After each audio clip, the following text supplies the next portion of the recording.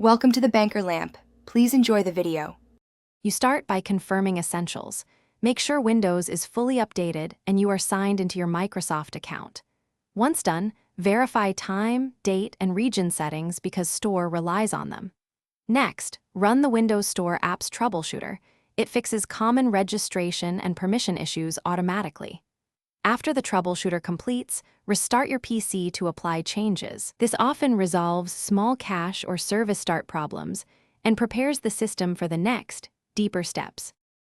Once prerequisites are set, clear and re-register core components. Run WS Reset, exe to flush the store cache. This removes stale data that blocks loading.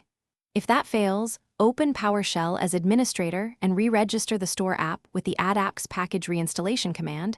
This reinstalls corrupted packages and restores app manifests. Also, check related services like Windows Update and Background Intelligent Transfer are running because the store depends on them. If a service is stopped, start it and then try launching the store again. To finish, isolate whether the issue is user profile related by creating a new local account and trying the store there. Profile corruption often blocks the app.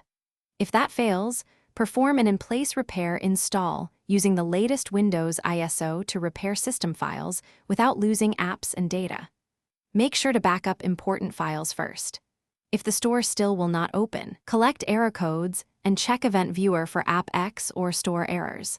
That information is the key troubleshooting tip to give support or to search targeted fixes.